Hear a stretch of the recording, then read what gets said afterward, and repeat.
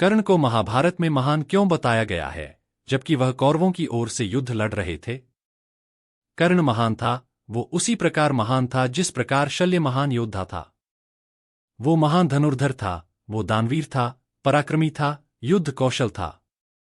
उसी प्रकार उस मापदंड पर दुर्योधन भी महान गदाधारी था, सनातनी था, मल्ल युद्ध में पारंगत था। अब आप किसी की व्यक्तिगत गुण की बात करें या उसके पास क्या ज्ञान है, उस मापदंड पर तो कर्ण, दुर्योधन, सभी कौरव महान थे। अब आते हैं महाभारत और ऋषि मुनियों, ईश्वर के मापदंड पर धर्म का पालन करना।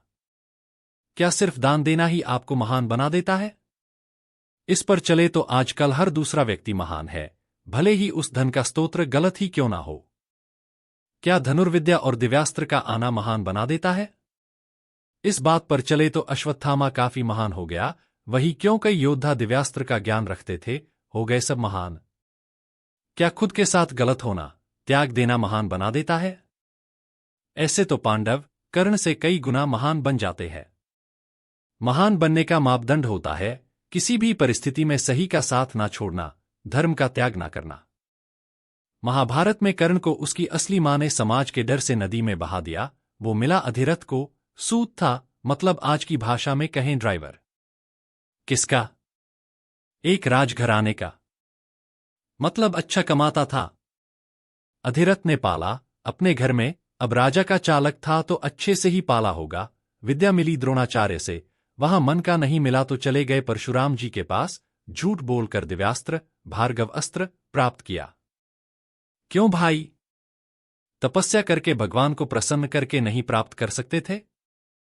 भगवान की तपस्या पर तो सूद या किसी राजा का अधिकार नहीं होता। नहीं, शॉर्टकट चाहिए, अर्जुन से प्रतिस्पर्धा करनी है।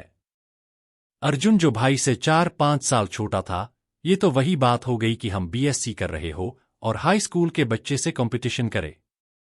तो झूठ बोलकर प्रतिस्पर्धा में आगे निकलने के चक्कर में सब सीख कर आ गए अर्जुन से आगे निकलने। जिन्होंने ने महाभारत देखी भी है, उनसे ही पूछता हूं कि क्यों हर बार कर्ण अर्जुन अर्जुन करता है? हर बार क्यों खुद को सूद पुत्र कहलवाता है? कर्ण पाले गए एक घर में, मां बाप के साथ रहे। पांडव पाले गए जंगल में, बाप निकल लिए जल्दी। कर्ण का बचपन शांत गुजरा, द्रोणाचार्य के पास शिक्षा ली, दुर्योधन का सानिध्य मिला। पांडव बचपन से ही अपनी जान बचाते आए, भीम लगभग मार दिए गए, हर दिन राजनीति में खुद का जीवन बचाते रहे। कर्ण को बिना किसी दिक्कत के अंक का राजा बना दिया गया। पांडव राज्य के लिए आए ही ना, जलाकर मार ही दिए गए थे। कर्ण की शादी हुई, पांडव की शादी हुई, उसमें भी द्रौपदी को 5 पति वाला मामला झेलना पड़ा। कर्ण अंग के राजा रहे और युधिष्ठिर को राज्य के नाम पर उजड़ा स्थान दे दिया गया। पांडवों ने वहां भी युद्ध करके इंद्रप्रस्थ बना दिया।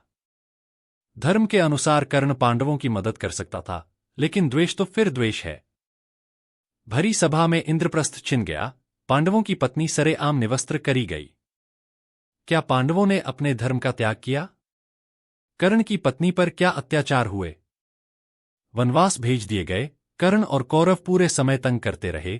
कर्ण को ज्ञान नहीं था कि दुखी को और दुखी करना अधर्म है। लेकिन गंधर्व में फंसने पर पांडवों ने अपने चाचा के बेटे को बचाना है वाला धर्म पूरा किया। अज्ञातवास में आ गए लड़ने। कर्ण को धर्म का ज्ञान नहीं आया कि इंद्रप्रस्थ युधिष्ठिर ने बनाया है, धर्म यही है कि उसको वापस मिले। फिर महाभारत तो सब जानते ही है, और अभिमन्यु वध में कर्ण ने क्या किया सब जानते हैं।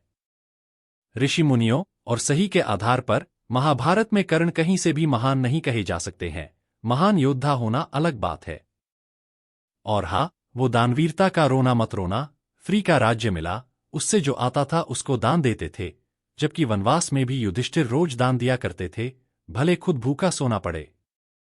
अक्षय पात्र काफी टाइम बाद मिला था, और वो कवच कुंडल, इंद्र को कवच कुंडल देने को तैयार नहीं थे भाई साहब, पर बिना दान दिए लौटाना गलत हो जाता क्योंकि भाई ने प्रतिज्ञा ली थी। जब एक अर्जुन को मार ना डालू वाली अधिक जानकारी के लिए महाभारत पढ़ लें तो वासवी शक्ति के बदले कवच कुंडल दिए थे, बोले तो एक्सचेंज।